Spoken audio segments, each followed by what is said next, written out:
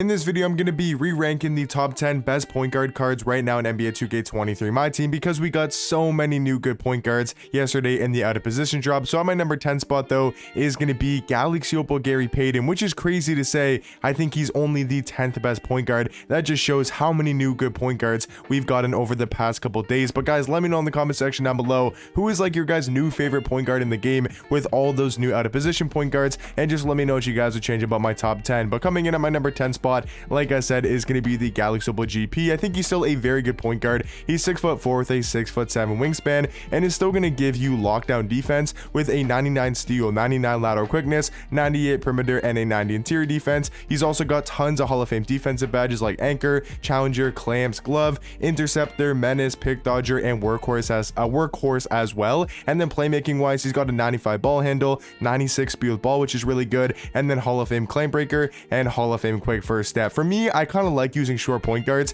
probably more than a lot of people in my team this year. I just like using these smaller point guards that are really good at going to the rim and have great dribble sigs, and that's exactly what this GP card does have. Has the Trae Young escape, which obviously is going to help him move very, very well. And then he's got like the Dame behind the back, the Paul George size up, the MJ dribble style. And something very underrated about this card is going to be his dunking, because he's got the quick drops off one. He can definitely slash to the basket, only being a 6'4" point guard, but just all around, I still believe is the 10th best in the game. But at my number 9 spot is going to be one of the new out of position point guards, and that is going to be the Galaxy Opal Draymond Green, who is a small forward point guard, 6'7" with a 7'1" wingspan. And we know Draymond is just going to be so elite, just all around as a card. He's only got an 80 block and an 80 steal, which is really surprising for a Draymond Green card, especially in the middle of March. But he's obviously still going to be a very good defender with a 96 perimeter, 96 interior defense. He's super quick, 95 speed, 95 acceleration, going to be actually really good playmaking wise, having a 90 ball handle and a 95 speed with ball. And then he also does have Hall of Fame claim breaker and quick first step. Jump shot wise on Draymond,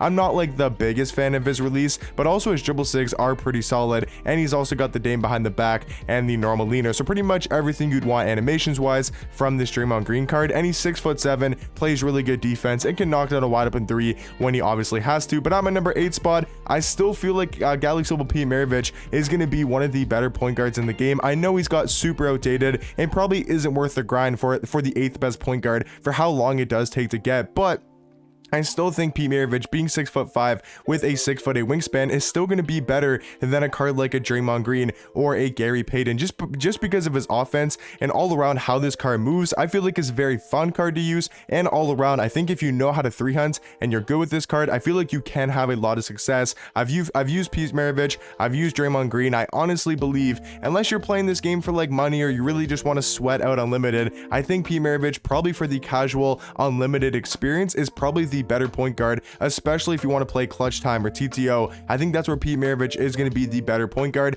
Just all around, his sigs are amazing, good at going to the rim, great jump shot, has that Trae fade, and overall pretty good defensive stats and badges, having that Hall of Fame anchor. So for me personally, I'm putting Pete Maravich at the number 8 spot. But at my number 7 spot is going to be the Galaxy Opal Ben Simmons, who I actually don't think is a top 5 point guard in the game anymore. And that just shows you guys how many good point guards we have in my team right now, because Ben Simmons is still such a good point guard card. He's 6'11" with a 7-foot wingspan. You guys probably know by now why Ben Simmons is one of the better point guards. He's 6'11" at point guard, plays really good defense, amazing at going to the rim, and he's also going to be super fast for somebody who is 6'11". But the big flaw is pretty obvious. It's his jump shot only being a 65 3 ball, like only having a 65 3 ball rating, and basically no shooting badges in the game. Like he has none, but you can only add a couple to him as well, late catch and shoot and green machine. So that's obviously going to be a flaw with the card. And his jump shot is super baited as well. So if he had a quicker jump shot, a high 3 ball, and more shooting badges, he would still probably be like a top 3, top 5 point guard. But I think for me personally, Ben Simmons coming in at the number 7 spot. Number 6 though is going to be Pink Diamond Luke Walton, who is also another really tall point guard. He's 6'8" with a 6'8" wingspan from the new out of position drop. And the way that I kind of look at it is he's not that much worse defensively than a Ben Simmons. Obviously, yes, Ben's got 3 inches on him, and he's going to be a decent amount better on the defensive side of things, but when we talk about offense, that's where a guy like Luke Walton is going to be so much better than Ben Simmons, because nowadays I think Ben Simmons is low-key a liability on the offensive end sometimes. I'm not saying he's always a liability and he can't score the ball. Obviously, he's still good at going to the rim, can knock down the wide open three, but for me personally, if I'm going to lose a little bit of defense, I would rather have the way better offensive card in Luke Walton. I will say though, guys, there's so many good point guards in the game and they're all very close to each other skill level. So if you want to put Ben Simmons over Luke Walton, I think that is definitely fair to say. So I know a lot of people really like this Luke Walton card, and some people are even saying he's like a top 3. Some people are even saying he's the best point guard in the game, but for me personally,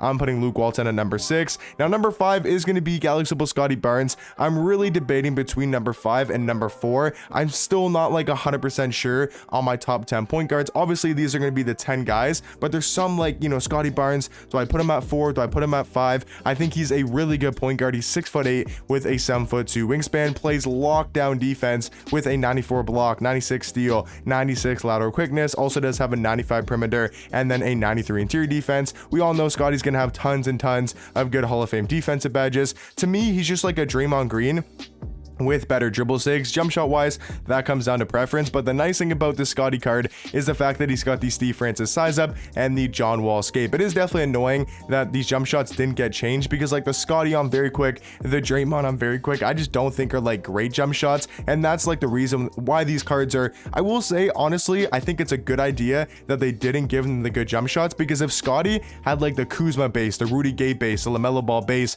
on very quick timing, he would be the best point guard in the game, hands down. That is the only thing holding back Scotty Barnes, is his jump shot. So they obviously want to, you know, try to save for the next Dark Matter Scotty and these other cards as well. But for me, I'm going Scotty Barnes at 5, and then I'm going Magic Johnson at my number 4 spot. Like I said, that's what I'm really debating. Do I go Magic at 5, Scotty at 4, or do I keep it like this with Magic at 4 and Scotty at 5? I think it's a really close debate. I will say it's just tough to put a card over Magic Johnson because of how good of a point guard he's been for so long. But I mean, the more that I look at it now, I'm not sure who's the better point guard. So let me know in the comment section down below, who do you guys like more between Scotty Barnes and Magic Johnson? I think the more that I think about it, I kind of want to put Scotty Barnes over Magic. Is that crazy to say? I'm not sure, because I haven't got, you know, too much chance to use Scotty Barnes and like fully see him in action. But I mean, if you just compare the card stats and badges wise, and even animations, I mean, Scotty's got a better jump shot, he's got about the same dribble sigs, and he's just got better stats and badges all around. So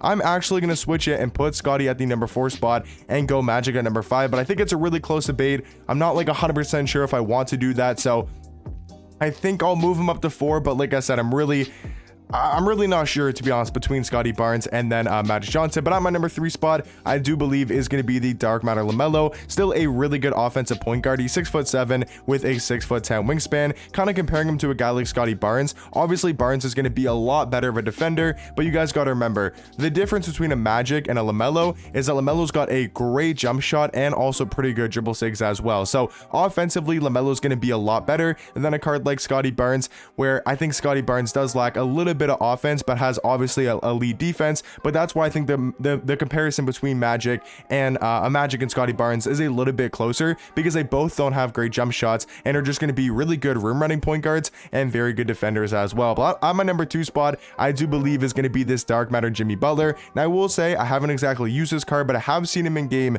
and have played against him, and I think he's a bit better than Scotty Barnes. But honestly, they're the same type of point guard. They play very similar in game. I think Jimmy plays slightly better defense. I don't know if it's because of the tendencies, like having a 95 on-ball steal tendency. Does Scotty also have that? He doesn't. So maybe that's a factor, but for whatever reason, I think Jimmy Butler does play a little bit better defense. Not a crazy difference, but I do think Jimmy's slightly better on defense. I think he's obviously got more Hall of Fame badges and more all-around badge count because he is the Dark Matter. And then I will say I do like his jump shot a tiny bit more, and he's also got a better escape. Now he's not going to have the same size up because he's got his own size up, which really isn't the greatest compared to Scotty Barnes, who's got the Steve Francis. So that's obviously going to be a pretty big difference. But I think overall, I have Jimmy Butler just slightly edging out Scotty Barnes at the point guard position. But at my number 1 spot, I know this might seem crazy to say, and I know a lot of people probably will disagree with me on this one. I think it's Sengun, man. I think this card's so elite for being a 6'10" point guard with a 7'2" wingspan. They did not need to soup out this card this much. Look at these stats on the defensive end for a Sengun card: 95 block, 93 interior defense, 90 steal, 91 perimeter. I mean, he's legit just Ben Simmons, better defender than Ben. He's got a better jump shot than Ben. He's better going to the basket. He's more athletic than Ben. And he's also got, I don't know if I said this, but he's got way better dribble sigs and a way better jump shot. Like, they gave this card the Trae Young escape, which is the best escape in the game easily, on a 6'10" point guard. That is absolutely ridiculous. I believe this is the new best point guard in the game, especially if you run him, you know, alongside a T-Mac, a Danny Ferry, you know, these, you know, Mike Bantam, these offensive small forwards. Even if you're on like a Sengun, a T-Mac, a Jonathan Isaac, you can still run that because you only need T-Mac to score, and then like Sengun and Isaac can still score a little bit. Like, I'm not saying this card's a bad offensive card. He can still handle the ball, you know, having the Trae escape, he can still move a little bit, but the way to run this card is just use him down low in the pick and roll, you know, find him down low, you know, whether it's posting up, you know, just if he has a mismatch, and obviously can knock down a wide open three. So all around, guys, that's going to be my top 10 point guards. Just giving you guys an updated point guard list because there's so many new good point guards in the game. But like I said earlier, let me know in the comment section down below, maybe your guys' new favorite point guard in the game after all the new point guards in the out of position drop, and let me know what you guys would change about my top 10 as well. But I'll catch you guys in the next one. Peace.